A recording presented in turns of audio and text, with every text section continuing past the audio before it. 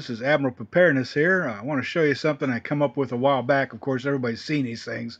These are these add water style towels that you can be personally hygiene, used for a lot of different things. One gentleman out there on YouTube just showed us how to use them as toilet paper. And what I've done is use some recycling methods where I want to use these guys to reduce, reuse, keep things going on in America after the stuff stops being delivered. Nice and easy, it's compact, compressed. You just take it in a thing of toothpicks because you always need toothpicks. Believe me, you're always going to need a toothpick. I don't care what anybody says. When stuff hits the fan and you're wandering around going, I got this thing stuck in my tooth, you're going to wish you saw this and you had a store of these guys. You can't reuse them, but you know what? They make good tinder for starting small fires. They're always handy. Toothpicks are toothpicks. 1,000 things you can do with these little bad boys. So guess what? I got an idea, and I thought I'd show you folks even how to recycle those plastic medicine containers. You wash them out, of course, or wipe them out. Ain't nothing residual going to do anything to you. So if you go to doo-doo-doo-doo, you'll be fine. Admiral Preparedness, keep your powder dry and protect your country. It's the only one you got. Today, it looks like something came in the mail on a Sunday. Odd. I guess the UPS finally, the United States Postal Office finally figured out that, if you work 7 days a week, you get more things done. You make just a little bit more money. Anyway, this is a U.S. military sustainment pouch. Brand new, never been used.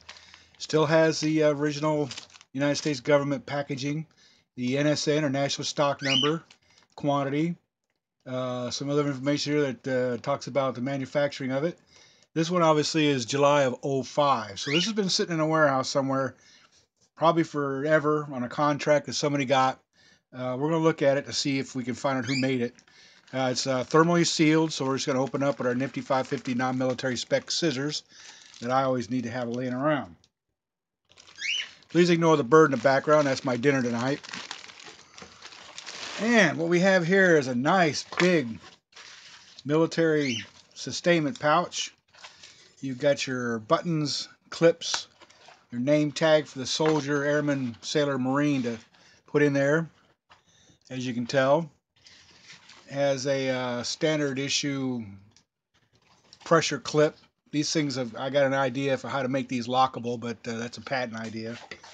You've got a drawstring, and on the inside it has the information I was looking for.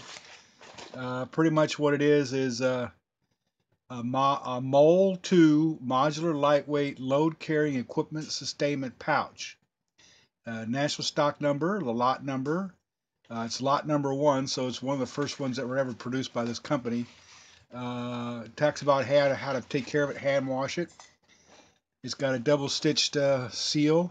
Everything's double stitched. The feeling on the inside is of a water type proof material, so you can guarantee that if I took this out in the sink, alright, there's a guarantee that it's made for United States servicemen. You have your hold down. You've got a place where you can clip on other items or clip it onto your mole or your backpack or wherever. You've got other ways to mount it to different things. You've got holes everywhere. So it's definitely something I would probably carry MREs in. It's pretty big. It's got a hole in the bottom for if it ever does become submerged in liquid, water, whatever, you can pour it out or it'll just drain out. Boy, I really like this. This is something nice. The camouflage color here in the upper northeast wouldn't blend in too well, but at least it's something that if you're out hunting, using as a hunting bag or something for small quail, small animals, squirrels, you just chuck them in there and get on your business. So it wasn't very expensive at all. Came from Sportsman's catalog, Sportsman's Guide catalog. Paid $5.39 for each one. I bought 3 of them. Would probably take these and resell them, but I'm going to use them right now for my emergency preparedness. I may sell them as a compo with some other items, but I just want to show you what they are. Again, it's really nice. It's got the drawstring. You just pull on them. Pulls it right tight. You have your clip so you can actually lock it in place. It's got adjustable so you can pull it in or out depending on what kind of things you put in it. Very versatile. Whatever you want to put in it, you can do it. Again, you have your place where you can put your ID card, or I would probably put a fire starter in here, a magnifying glass, something else. A sustainment pouch. So look for it. They're out there. Very inexpensive. U.S. surplus. You know, your tax dollars were spent to make these things. You might want to get your money back out of the government. Again, Admiral Preparedness. You stay safe out there, okay? What we're going to do today is talk about these items here before you. They're considered standard staple items in probably many homes around the world. So where do we start? Well, we know that the canned foods that are in your local grocery stores all have what's called a use by date or best by date. And that's just there as a general rule of thumb. Every time I talk about canned goods on the internet, uh, I don't get nobody has any problems, because we're all starting to understand that certain foods that are in cans can last a very long time, well past their expiration date or their sell by or best by date. It's all about storage temperature. It's all about, if you got high humidity and a lot of moisture in a room, these labels will fall off. And then you got mystery cans. There are folks out there who are recommending to coat these in marine lacquer. Okay, I'm not really one of those believers, because there's other ways to keep the labels on, and one is to put them in a container that's airtight so moisture can't get in. Otherwise is a Sharpie to mark on the top or bottom telling you what's in the can.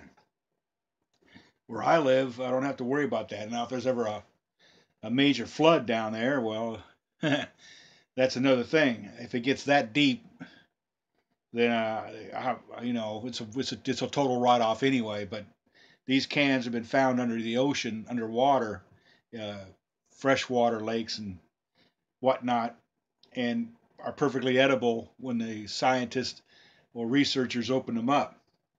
Now, glass items, I always like to buy the dark glass product, because light is a killer.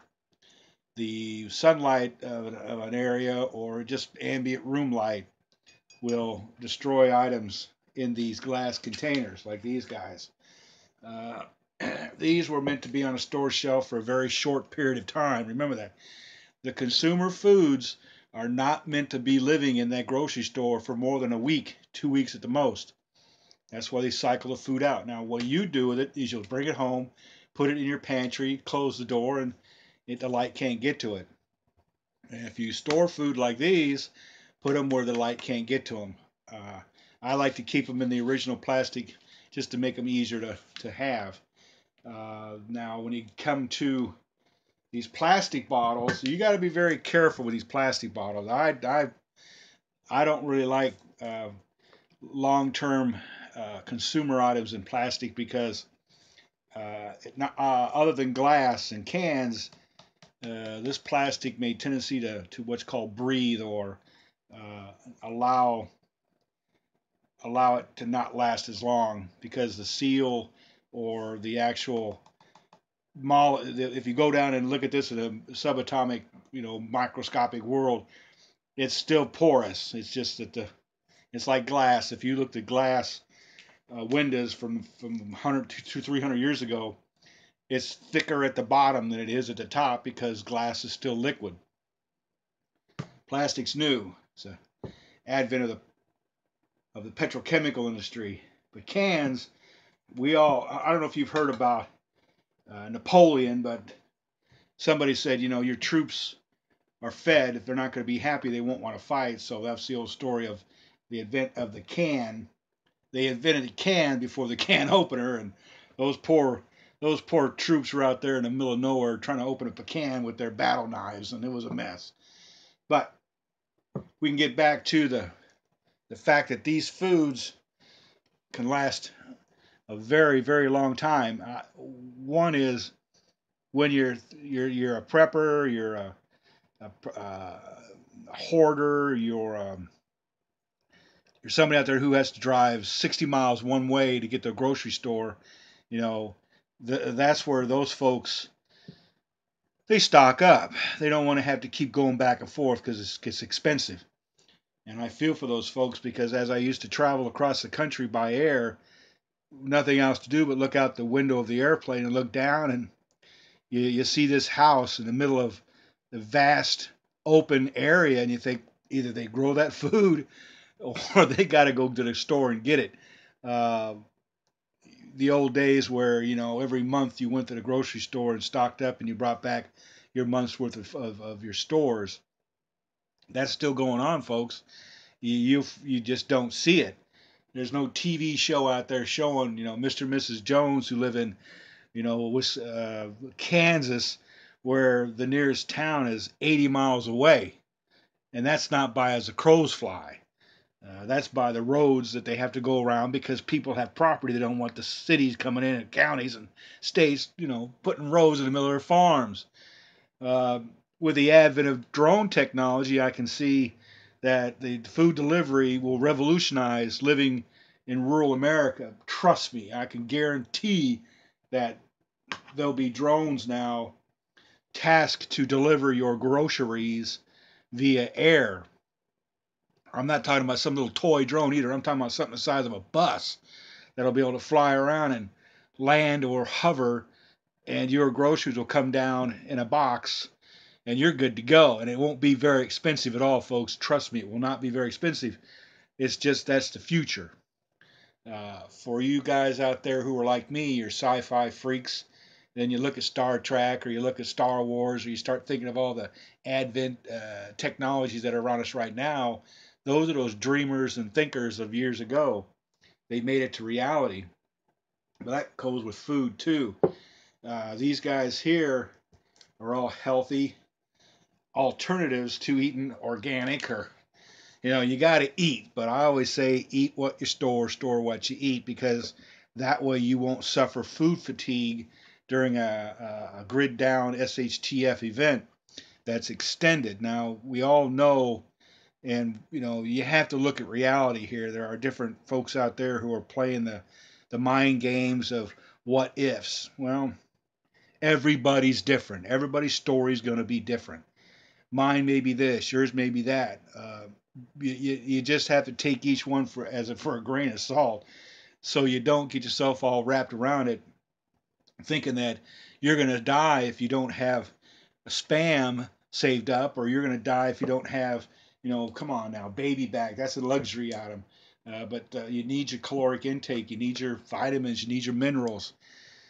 But everybody's different. You look around and you see everybody has something that's their pet peeve, or that's their goal.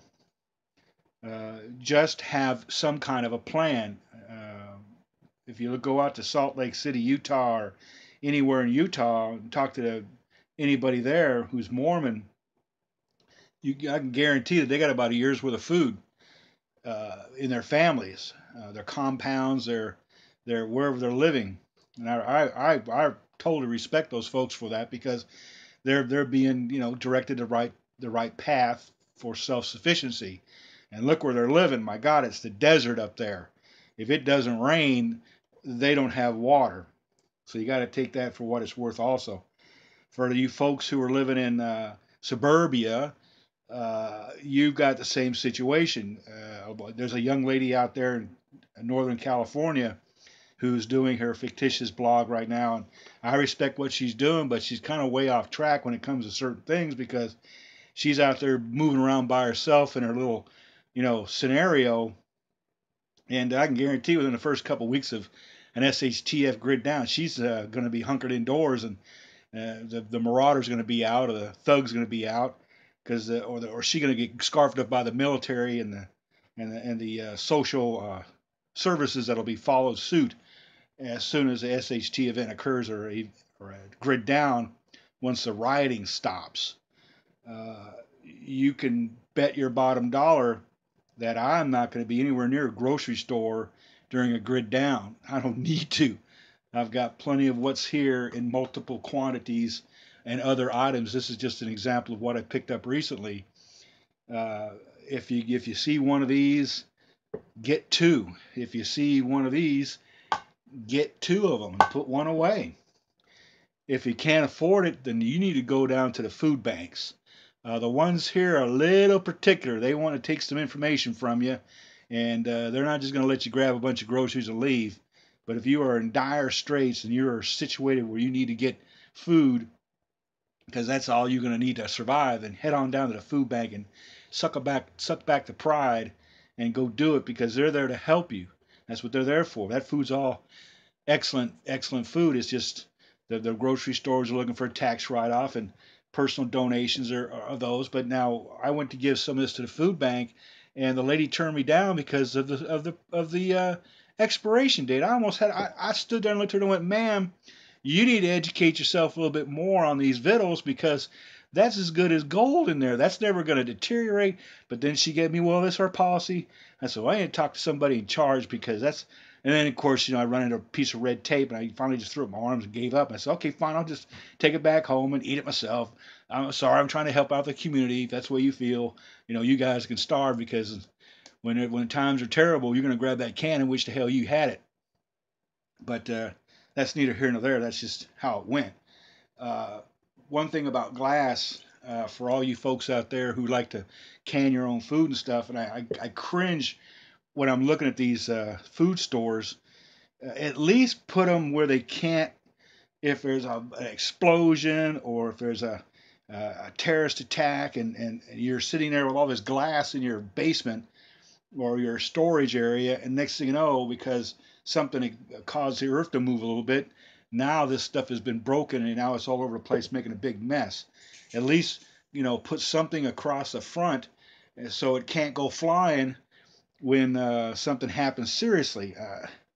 It's just common sense. It's just a safety precaution.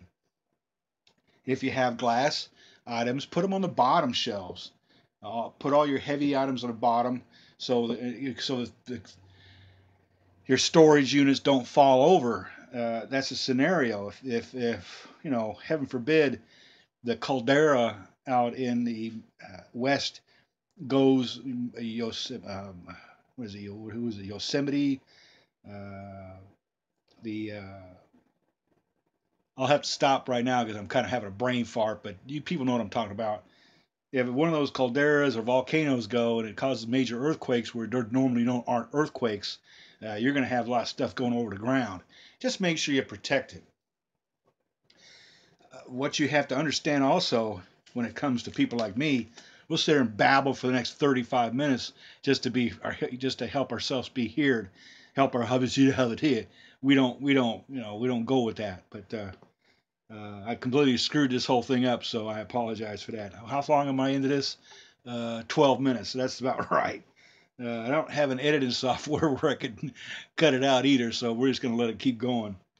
But I appreciate your coming to my channel, and I'm hoping you're looking at my playlist, because some of them are pretty good.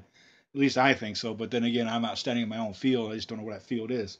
So get out there and have fun. It's not something to keep your head buried in the sand about. Just consider that you need to be prepared. It doesn't take much. It's just, if you got small places you can put your goodies, that's even better. At least try something. Something's better than nothing. Uh, you get out there and you start looking around the YouTube world and the internet, and you can sit here and want to blow your brains out because you keep talking about how it's all doom and gloom, but I don't never think that. I just think I need to be prepared. And if I've got an extra couple dollars, I'll buy me another couple cans of these guys. If I know that I'm running low on my pineapple, I'll go ahead and get me some more. And I ain't a rich man at all. I'm living day to day with what I make off the internet. But what we have to understand is we're here for each other. So don't think you're going to be a lone wolf. Uh, get your group of people together. Get the trusted circle, that circle of trust they keep talking about.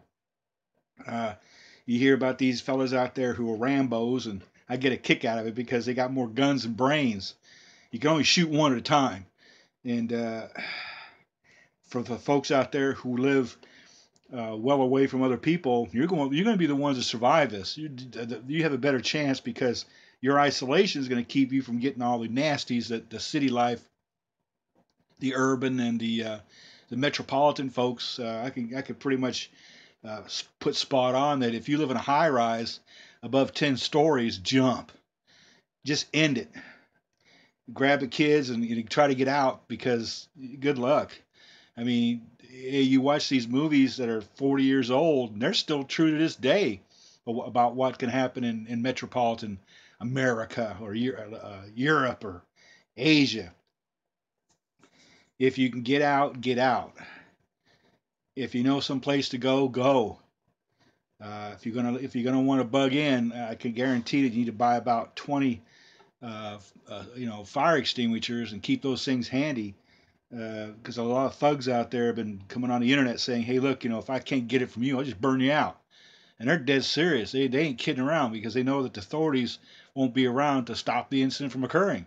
They'll start coming down these streets in the droves, and on foot.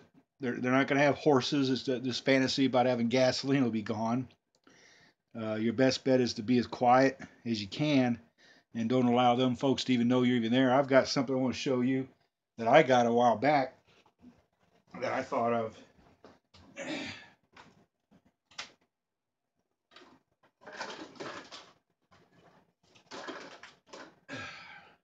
Yeah, it didn't cost very much at all there, YouTube fans, but it is a do not enter biological contamination area.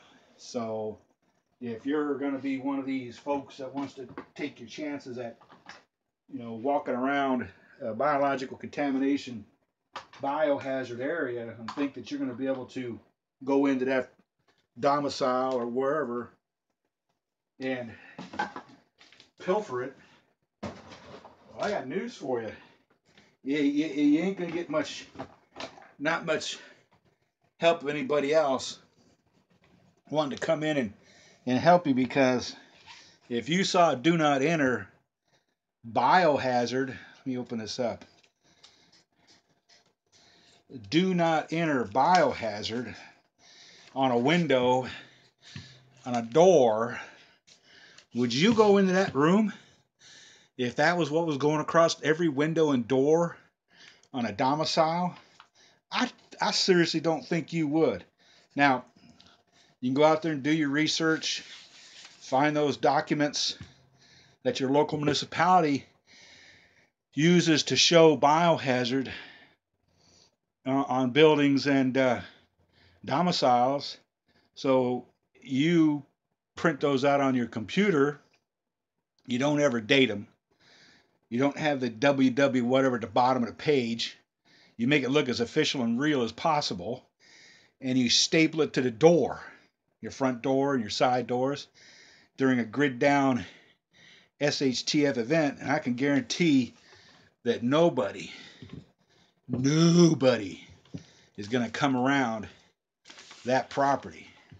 They're just not. You can do it around cars. You can do it around the back sheds and stuff, because they're already thinking that the authorities have already been there. When you see this, you're just going to go next place. You're going to walk right past it. It's like the old saying with those security system placards they put out in front of your property, telling letting those people know you've got a security system. They're just going to go to another house. That's in good time. That's just regular days. That's not SHTF or grid down events. That's just, they're just not going to go to your house because they know there's a security system. Beware of dog. This is beware of not being dead. And I'll let you chew on that for a little while. And sorry about the flub there. Bye now.